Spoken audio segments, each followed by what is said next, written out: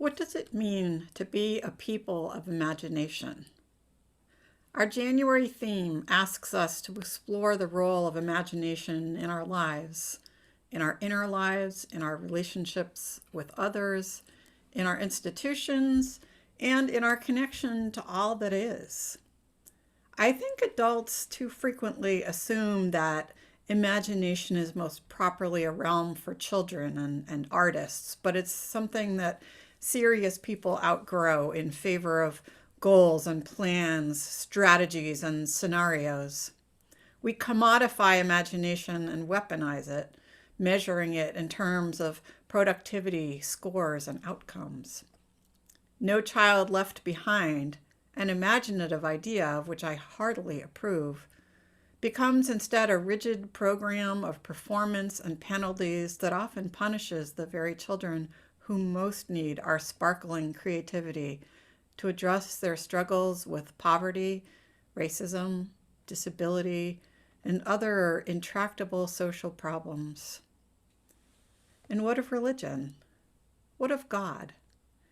How is it that humans are all too often willing to kill the neighbor they are commanded to love in the name of the God who gave them that commandment? Why do families and communities fall apart over arguments about how and whether God is or isn't real?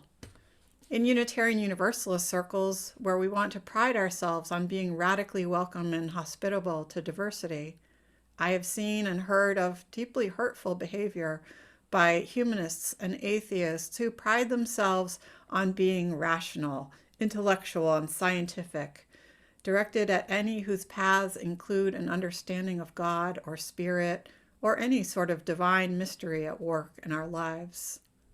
I've fallen into this trap myself, dismissing any literal belief in Jesus' resurrection as foolishness. I've perused my free copy of The Watchtower and scoffed at the illustration of a utopian community where lions and lambs lie down together. That lion is going to starve, I think to myself, proud of my scientific understanding of lion digestion.